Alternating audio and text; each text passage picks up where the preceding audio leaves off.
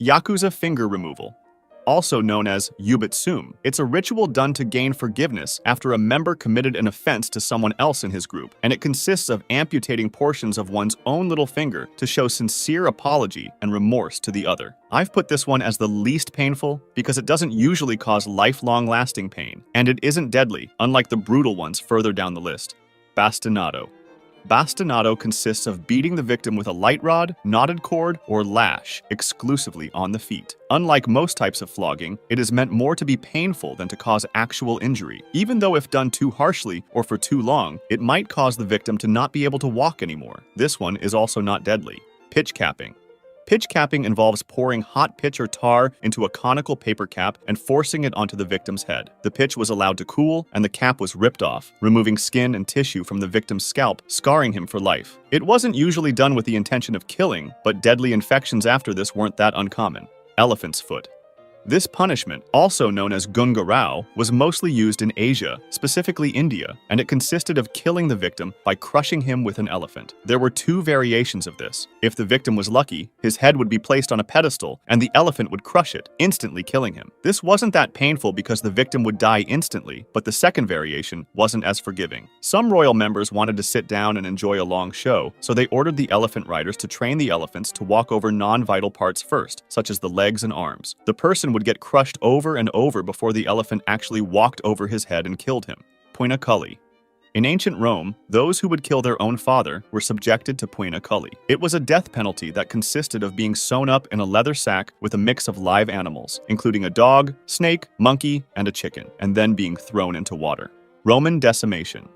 In ancient Rome, when military units or a large group were guilty of capital offenses, such as cowardice, mutiny, or desertion, they went through the process of decimation. A cohort of roughly 480 soldiers that needed to be punished was divided into groups of 10, and each group drew lots randomly. The soldier who picked the shortest straw had to be killed by his 9 friends, often by stoning, clubbing, or stabbing, while the 9 surviving ones had to stay outside the fortified security of the camp for some time. Since the killed victim was chosen randomly, all soldiers in the group were potentially liable for execution, regardless of how guilty they were. Blowing from a gun. Blowing from a gun is a method of execution in which the victim is typically tied to the mouth of a cannon, which is then fired, resulting in instant death. A description of what happens was given by an English soldier in the 19th century, and he said that the victim's head goes straight up into the air for about 40 or 50 feet. The arms fly off right and left, high up in the air, and fall at around 100 yards distance, while the legs drop to the ground beneath the muzzle of the gun. It's this low on the list because the victim probably doesn't feel a thing, as his death is instant. Basil II's blind journey. Byzantine Emperor Basil II reportedly captured 15,000 Bulgarians during the Battle of Kleiden, so he decided to use them as a message to their homeland. He divided the prisoners into groups of 100, and then he had 99 out of every 100 blinded, with the 100th man being blinded in only one eye, so that he could still lead the other 99 back home. Bulgarian Tsar Samuel died of a heart attack on October 6, 1014, reportedly due to seeing his soldiers blinded. Castor oil poop barrels. Making someone drink a lot of castor oil caused stomach pain and made them so sick that they could no longer hold their poop together. They would then put the person in a big human-sized barrel and remove them when the person confessed. This could even go as far as leaving the person to drown in their own body fluids inside the barrel if he didn't cooperate. Immurement. Immurement was used both as an execution method and as a lifelong imprisonment method. It consisted of putting someone in an enclosed space and really tight space, such as behind a wall, for the rest of his life. If it was used as an execution method, the person would be left to starve to death, while if it was used as imprisonment, they would regularly give the victim food. Rack. The person would be forced to lay on a rectangle-shaped wooden rack that stretched the victim's body by pulling the arms and legs in opposite directions. It caused incredible pain and could lead to dislocated limbs and torn ligaments. It was mainly used as a method to get information, but it could also be used to tear the victim's limbs out and leave him bleeding to death. Tarring and feathering. Tarring and feathering is a form of public torture where a victim is stripped naked or stripped to the waist, while wood tar, sometimes hot, is either poured or painted onto the person. After that, the victim would have feathers thrown onto him, or he was rolled around on a pile of feathers so that they stuck to the tar. This would not only cause extreme burns to the victim's skin, permanently scarring him, but also psychologically humiliate him in public, as he was meant to look like a giant chicken walking around the street. Choke pear. It was a metal tool that was put into someone's mouth or booty hole and then made bigger on purpose. The tool would stretch the tissue to the point of no return. Aztecs' live heart removal.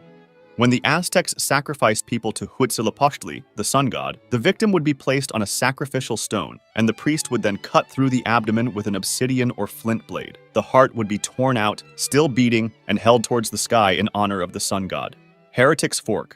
It's a collar with 2 sets of metal forks at each end. One set was placed under the chin and the other at the sternum, and the device was secured around the neck. This forced the victim to keep their head raised, leading to severe discomfort and sleep deprivation. The person would be asked questions or just be left there, while the fork slowly pierced through their neck and jaw, and this lasted until the victim could no longer hold their head raised, causing the fork to pierce through.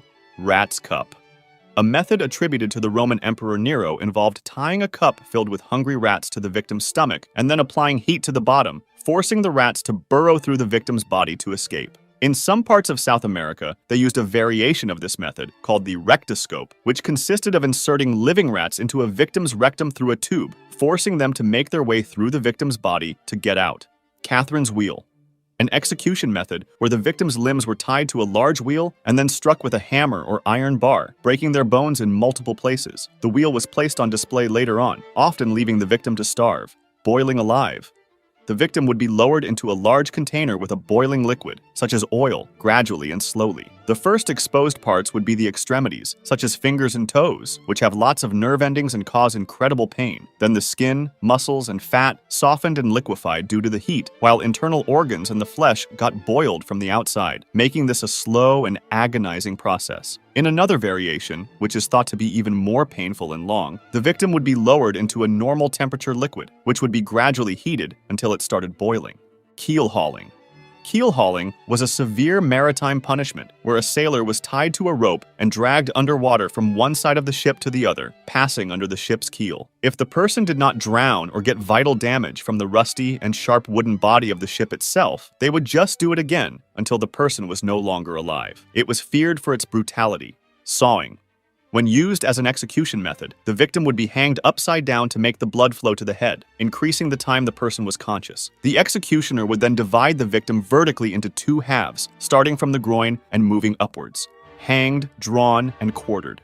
This method was used to execute men convicted of high treason in medieval and early modern Britain and Ireland, and it consisted of multiple steps. The convicted traitor was tied to a wooden board and dragged behind a horse to the execution site. There, he was almost hanged to death, then mutilated and had his organs removed, before being beheaded and his body divided into 4 parts, just in case he was still alive. These remains were often displayed in well-known places across the country, like London Bridge, to warn others about the consequences of being a traitor.